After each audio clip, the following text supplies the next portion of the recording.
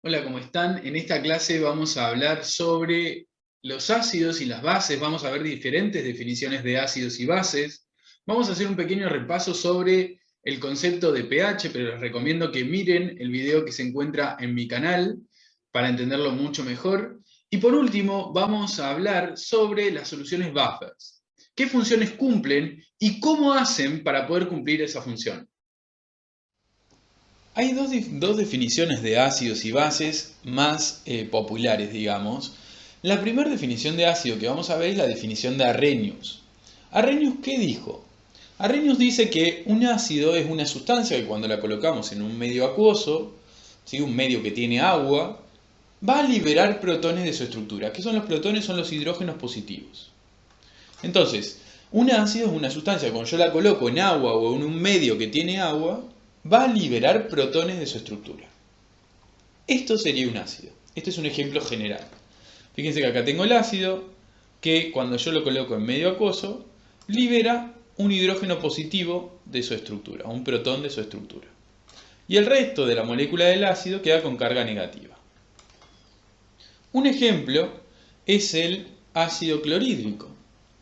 Cuando yo coloco moléculas de ácido clorhídrico en un medio acuoso, estas van a liberar un protón de su estructura. Lo interesante de este ejemplo que acabo de dar es que cuando yo coloco 10 moléculas de ácido clorhídrico en agua, las 10 moléculas liberan un protón. Si coloco 20 moléculas del ácido clorhídrico en agua, las 20 moléculas liberan un protón, y si coloco 80, las 80 liberan un protón. Eso es la definición no solamente de un ácido, sino de un ácido fuerte. Un ácido fuerte es aquel que cuando yo lo coloco en un medio acuoso, todas las moléculas que puse, todas, van a liberar un protón de su estructura. Pero tenemos otro tipo de ácidos, que también liberan protones de su estructura, pero que no lo hacen todas las moléculas, sino que algunas moléculas liberan un protón de su estructura, pero muchas moléculas se quedan con el protón que tenían. Entonces, esa es la definición de ácidos débiles. Son aquellos que cuando yo los coloco en agua o en medio acuoso, algunas de las moléculas del ácido van a liberar un protón, pero muchas van a retener ese protón en su estructura. Ahora vamos a charlar sobre la definición de Arrhenius, pero esta vez de las bases. ¿Está bien? Y Arrhenius dijo que las bases son aquellas sustancias que cuando yo las coloco en agua o en medio acuoso, van a liberar oxidrilos de su estructura. Un oxidrilo es un oxígeno unido a un hidrógeno, y todo eso con carga negativa -1. ¿Sí? Entonces, siempre que yo coloque alguna sustancia en agua y esa sustancia libera oxidrilos de su estructura, es una base. Así funcionan las definiciones. Ahora, esto que ven acá, es un ejemplo de una base. ¿Sí? Fíjense que acá tenemos el compuesto enterito. Cuando yo lo coloco en agua, libera un oxidrilo, esa base. ¿Sí? Fíjense que el oxidrilo es el oxígeno con el hidrógeno con carga negativa. ¿Sí? Y la base o el resto de la molécula de la base queda con carga positiva. Un ejemplo de una base es el hidróxido de sodio. Cuando yo coloco el hidróxido de sodio en agua, libera de su estructura un oxidrilo. Algo interesante y que se relaciona y es similar a lo del ácido, es que cuando yo coloco 10 moléculas de hidróxido de sodio en agua, las 10 moléculas liberan un oxidrilo. Cuando coloco 20 moléculas, las 20 liberan un oxidrilo, y si coloco 100, las 100 liberan un oxidrilo. Eso es porque el hidróxido de sodio es una base fuerte. Todas las moléculas de la base fuerte que yo coloque en medio acuoso van a liberar un oxidrilo en el medio. Ahora, ¿qué pasa? También tenemos las bases débiles, que se relaciona mucho con los ácidos débiles, o sea, la idea es la misma. Una base débil es aquella que cuando yo coloco moléculas de esa base en medio acuoso, algunas de esas moléculas van a liberar un oxidrilo, pero muchas de esas moléculas se van a quedar con el oxidrilo en su estructura. ¿Sí? Ahora, vamos a ver otra definición diferente o distinta, o un poco distinta, digamos, que es la de Bronsted-Lowry. Son dos personas diferentes que dijeron, también se les ocurrió decir que era un ácido y que era una base para ellos. Y según ellos, un ácido es una sustancia que cede protones, ¿sí? Esos hidrógenos positivos. Es parecida a la que vimos de Arrhenius. Y una base es una sustancia que acepta protones. Esta es un poco diferente, ¿sí? Entonces, el ácido es la sustancia que cede los protones, la base es la sustancia que acepta esos protones que cedió el ácido, que liberó el ácido. Fíjense, ¿qué es lo que sucede acá? Acá tenemos un ácido que cuando lo pongo en medio acuoso libera un protón. Fíjense que acá tenemos inicialmente el protón en la estructura, este es el ácido acético, tenemos el protón en la estructura y acá ¿qué tenemos? La misma estructura pero sin el protón. Eso quiere decir que el ácido perdió el protón, lo liberó, ¿sí? Y tenemos también la base, que en este caso la base es el agua. Cuando el ácido libera el protón, cede el protón, el agua acepta ese protón. Observen que según la definición, el ácido es aquella sustancia que cede protones, que sería esta especie, el ácido acético. ¿Por qué? Porque acá tiene el protón y ahora lo puede ceder, lo puede liberar. Y la base es la sustancia que acepta esos protones que liberó el ácido, ¿sí? Fíjense que el agua, cuando el ácido libera el protón, el agua agarra ese protón y se transforma en un ion hidronio, se llama este, ¿sí? Que es 3 hidrógenos, 1 oxígeno y todo eso con carga positiva, ¿sí? ¿Cómo llamamos a estas especies nuevas que se generaron? Como ustedes saben, la especie A es el ácido, por lo que acabamos de hablar, la especie B es la base, pero tenemos dos especies nuevas.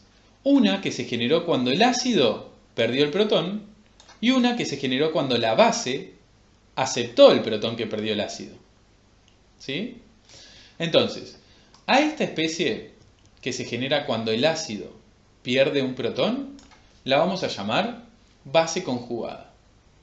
Y a esta especie que vemos acá, que se genera cuando la base, o sea el agua, aceptó un protón, la vamos a llamar ácido conjugado. Estos nombres son importantes para entender ahora cómo se forman las soluciones buffers. Antes de pasar a hablar sobre los buffers, cómo están formados, cómo funcionan, quiero hacer un pequeño repaso de pH. Igual les aconsejo que miren el video de pH que está en mi canal para entenderlo un poquito mejor y más a profundidad. Pero, para hacer un mini repaso, el pH es una escala que va entre 0 y 14. Es una escala que nos indica la concentración de protones que hay en esa solución, la concentración de hidrógenos positivos. Pero es una escala inversa. Eso quiere decir que los valores más chicos de pH nos indican que tenemos muchos protones libres en la solución y los valores más grandes del pH nos indican que tenemos poquitos protones en la solución, ¿sí? Ahora, imagínense que tenemos un vaso de agua que tiene un pH de 7. ¿Sí? Tengo un vaso de agua que tiene un pH de 7. A ese vaso le coloco un ácido, ¿sí? El ácido, cuando entra en contacto con el agua, va a liberar protones, lo que va a hacer que aumente la concentración o la cantidad de protones en el agua. Yo tenía un pH de 7, pero al aumentar la cantidad de protones en el agua, lo que va a pasar es que el pH va a disminuir. Esto pasa normalmente cuando yo agrego un ácido en una solución que no es un buffer, ¿sí?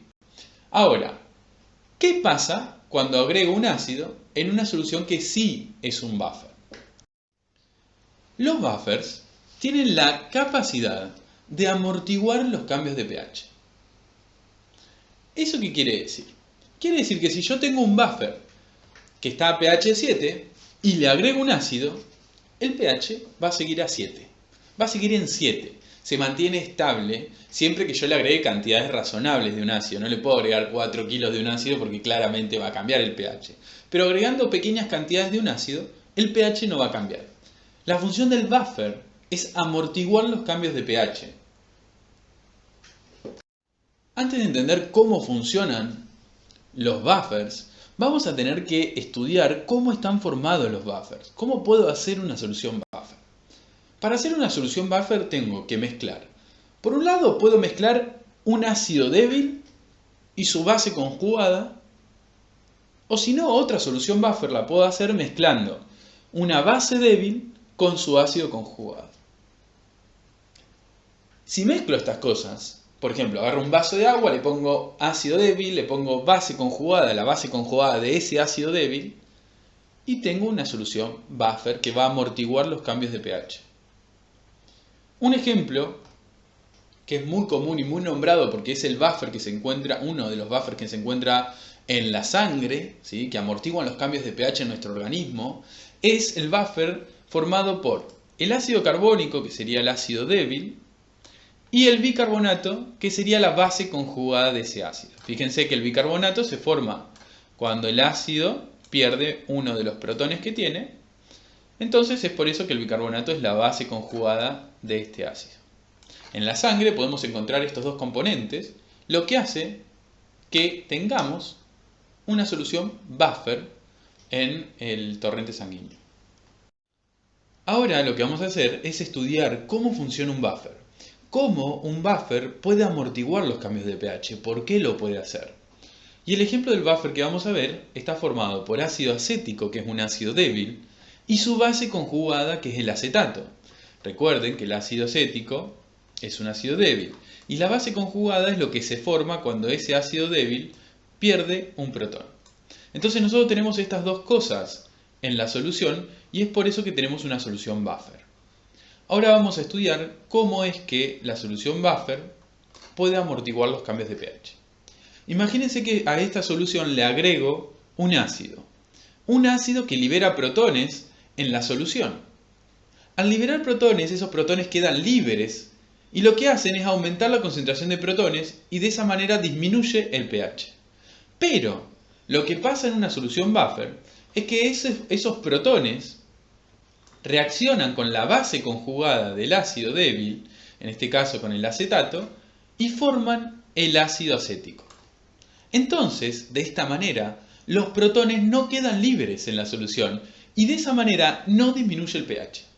Lo que hace un buffer es agarrar los protones y no permitir que queden libres en la solución y de esa manera no varía el pH. Pero ahora vamos a ver otro ejemplo de cuando agregamos una base. Por ejemplo, que tiene y libera oxidrilos en el medio acuoso. Cuando esos oxidrilos quedan libres, aumentan la concentración de oxidrilos y por lo tanto disminuyen la concentración de protones, lo que hace que el pH aumente. Pero, nuevamente, ¿qué es lo que hace la solución buffer? Esos oxidrilos reaccionan con el ácido, ¿sí?, y generan la base conjugada más una molécula de agua. Fíjense, el oxidrilo lo que hace en realidad es robarle el protón al ácido, formando la molécula de agua y formando también la base conjugada, que en este caso es el acetato. Entonces, otra vez, ¿qué hizo la solución buffer? Agarrar el oxidrilo que yo agregué para no dejarlo en solución y que el pH no varíe. Si no lo dejamos en solución, el pH no varía. El último ejemplo que vamos a ver es una solución buffer que está formada por una base débil con su ácido conjugado. ¿Qué es lo que pasa cuando yo agrego un ácido en esa solución? El ácido libera protones. Si esos protones quedan libres en la solución, aumenta la concentración de protones y por lo tanto disminuye el pH. Ahora, ¿qué es lo que pasa en esta solución buffer? Esos protones que agregué van a reaccionar con la base para formar el ácido conjugado. Entonces esos protones no están libres y por lo tanto no modifican el pH. ¿Sí? Similar a lo que pasaba antes, ¿sí? La idea es que los protones que yo agrego no queden libres en la solución. Y en este caso no quedan libres porque reaccionan con la base débil para formar el ácido conjugado. ¿Qué pasa cuando yo agrego oxidrilos? Cuando agrego oxidrilos, porque estoy agregando una base que libera oxidrilos ahí en la solución, lo que sucede es que aumenta la concentración de oxidrilos si esos oxidrilos quedan sueltos en la solución. Si aumenta la concentración de oxidrilos, disminuye la de protones y por lo tanto aumenta el pH. Para entender esto, miren el video de pH que está en mi canal. Pero si yo aumento la concentración de oxidrilos, disminuye la concentración de protones, porque están balanceados. Y por lo tanto aumenta el pH. Ahora, ¿qué es lo que en realidad pasa en esta solución buffer? Esos oxidrilos que yo agregué van a reaccionar con el ácido conjugado para dar como producto la base más una molécula de agua. Fíjense que lo que sucede es que el oxidrilo que yo agregué le saca, digamos, el protón al ácido conjugado, ¿sí?, formando una molécula de agua. Y lo que se vuelve a formar es la base, ¿sí?, porque el ácido conjugado sin el protón es la base. Entonces, otra vez, como los oxidrilos no quedaron libres en la solución, no van a modificar el pH. Esto es la base del funcionamiento de las soluciones buffers.